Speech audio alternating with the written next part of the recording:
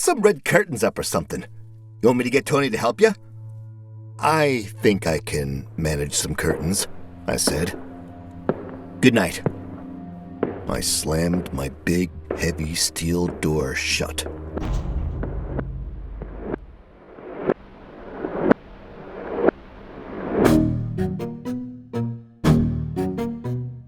There is a space between reality and fantasy, between light and dark, between rational and irrational. In this space, there are stories. This story is called The Bathtub. Insanity is a virtue.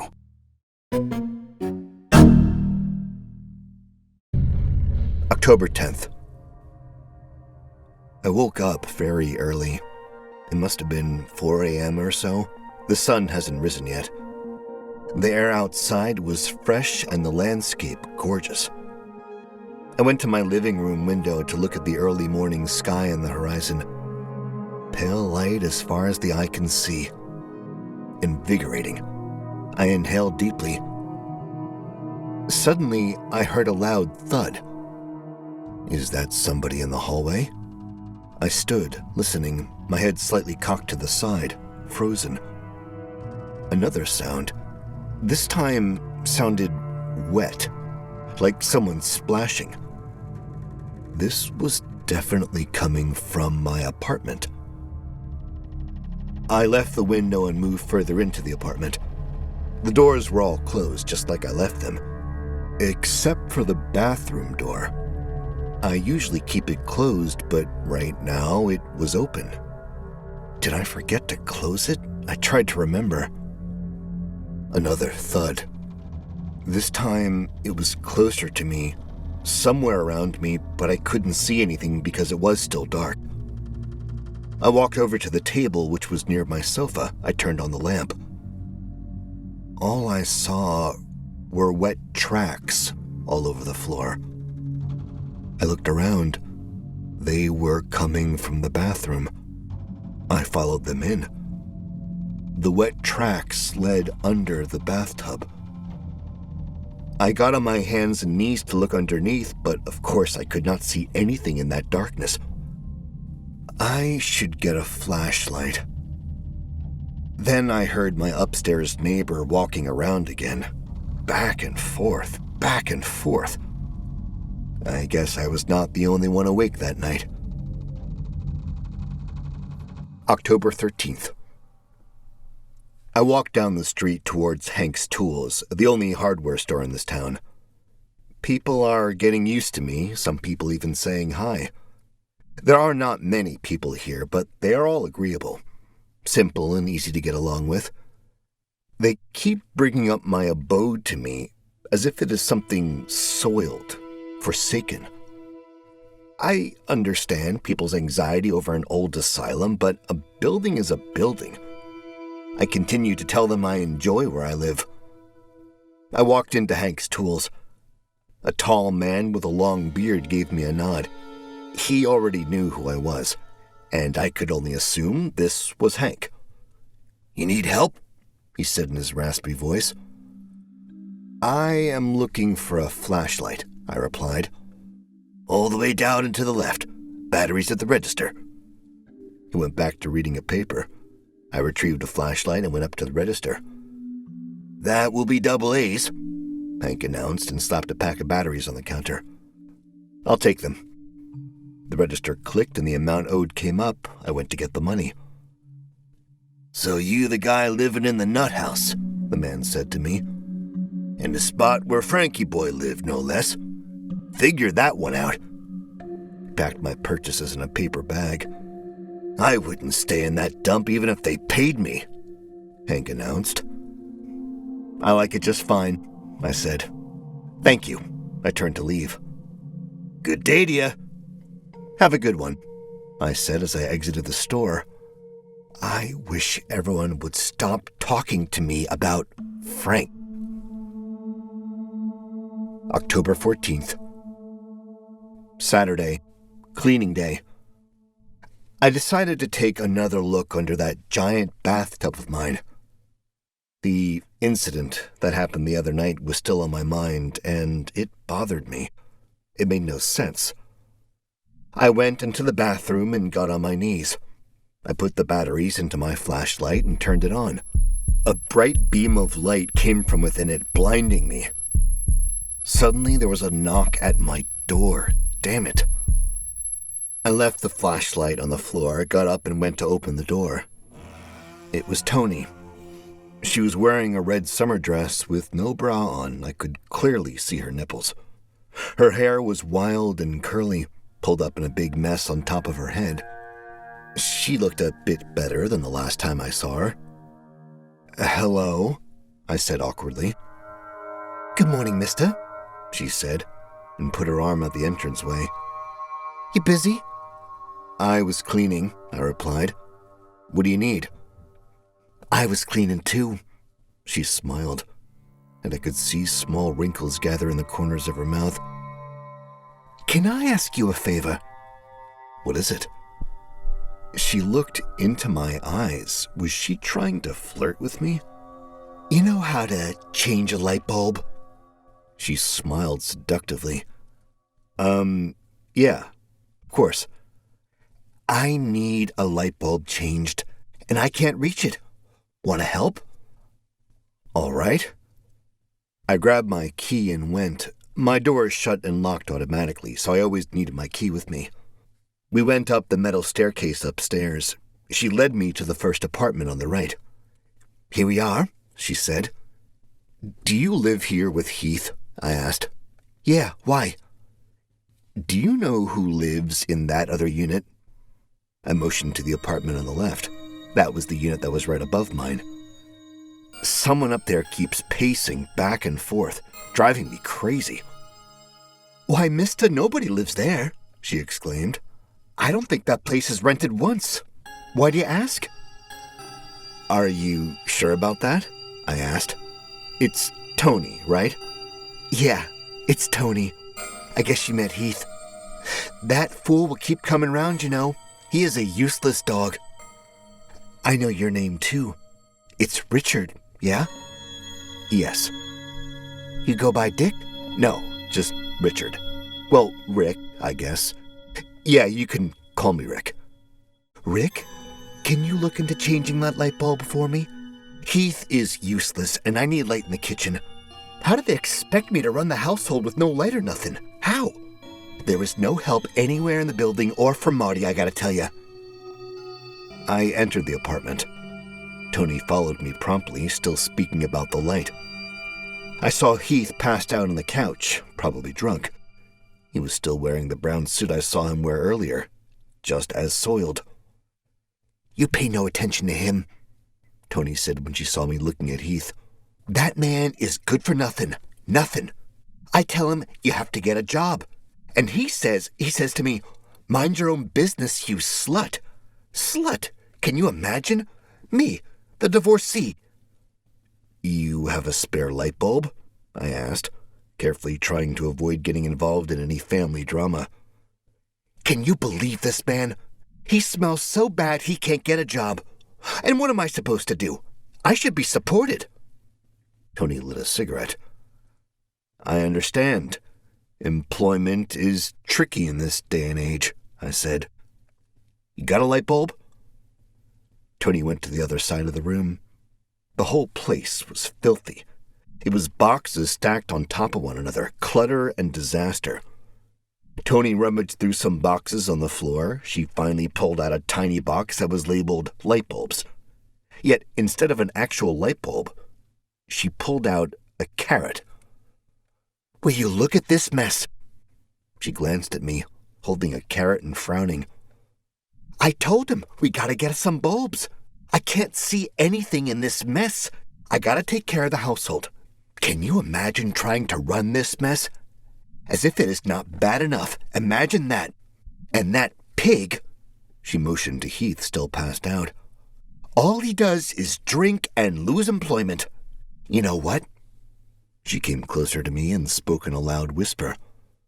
"Marty put us on probation. Yeah, probation. They want us to pay rent, but me, I have no income. I was left all alone.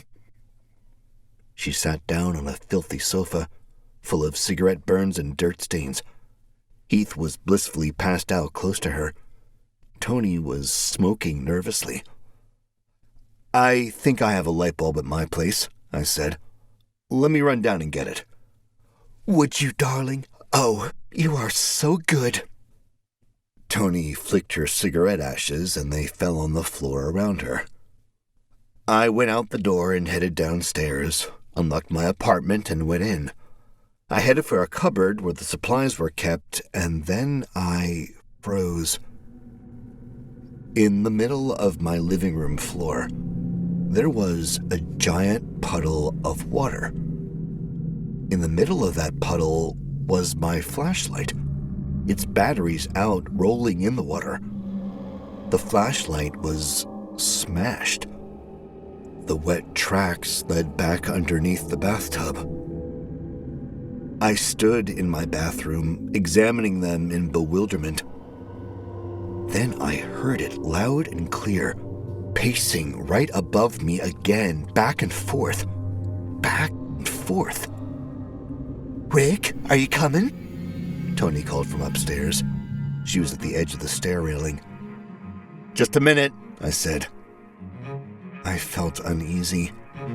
I remembered my door was locked, had to be closed, which means it was locked. Nobody without a key would be able to access my apartment. My key was with me the whole time. Who was leaving these wet tracks? You got a cigarette, Rick? Tony was calling from upstairs. I am all out. I don't smoke, I said. I went back into the living room. Well, ain't that a shame, Tony said.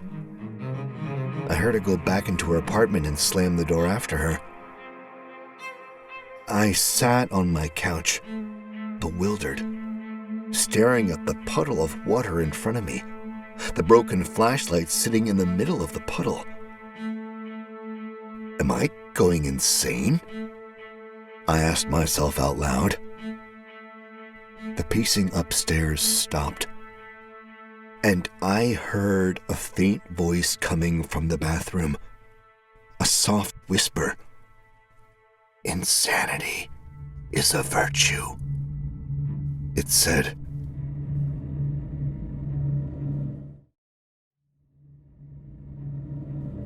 October 17th. I haven't slept for several days. I keep hearing sounds, which I knew were probably not real, unless they were. The incident with the flashlight was driving me insane. I could not get it out of my mind. I retraced my steps, thought of all possible scenarios, and I stalled. I stalled because there was no explanation. I was so tired yesterday, and so exhausted with all the thinking that I contemplated not going into work. I just sat at the edge of my bed, and a shudder went through my body. Then I felt physically sick. I laid back down, closed my eyes.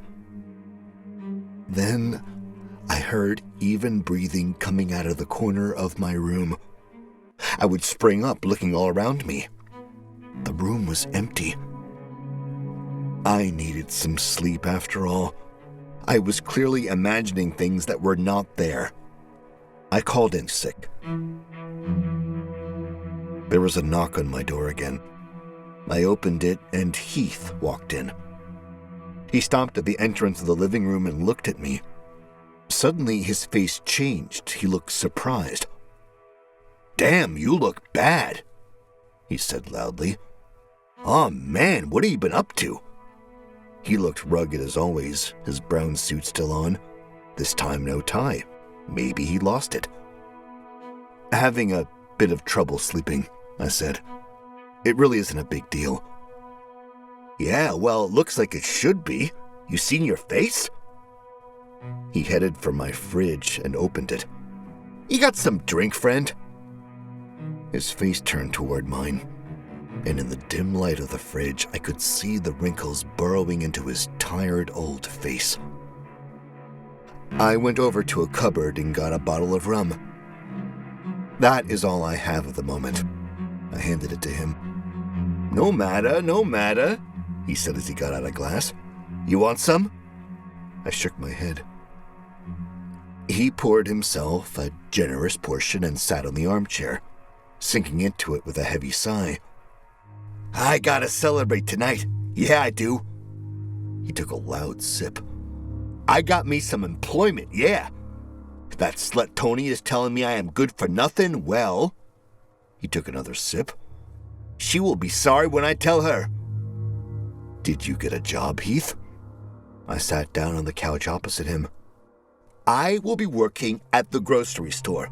I told them all that I gotta be at least a manager. Yeah, at least. He coughed. The old hag wouldn't have any of that. He took another generous sip of his drink. But I tell her, I say, what does an honest man need to do to get employment around here? Help a fella out.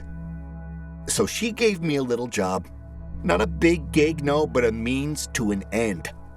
You're looking at a bag boy. He smiled proudly. Congratulations, I said absent-mindedly. They thought they could kick us out of here like bums, they did. His face got all red. Well, I have some fight in me still. He smacked his large, fat belly happily. Suddenly he seemed younger. I looked at my feet, trying to avoid making eye contact. You sick? Heath stuck his neck out to take a closer look at me. 'Cause you look sick, too. Me? No. No, not at all. I have a hard time sleeping. I looked out the window at a dark landscape. My stomach turned and I turned to Heath. Listen, you've lived here for some time, right? Yeah, I guess you could say that. He belched. A year or so? Why? Who lives in the unit above mine? I asked and looked at Heath, finally making eye contact. Heath stared at me for a few seconds, dubious. What do you mean, above yours? The unit that is next to yours upstairs. I motioned up to the ceiling. The one that is right above me, who lives there? Damn if I know, he exclaimed.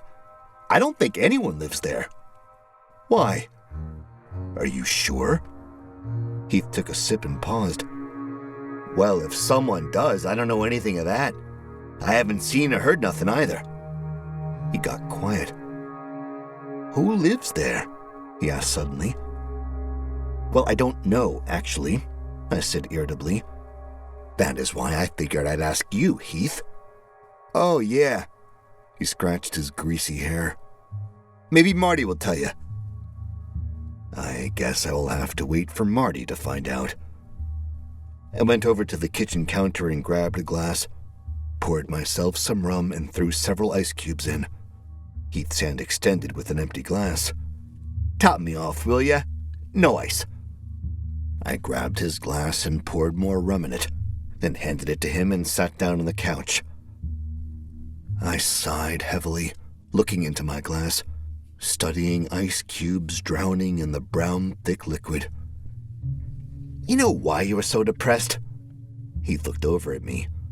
'Cause your place looks like a damn hospital, that's why. He motioned around the room with his dirty hand. Just look at this.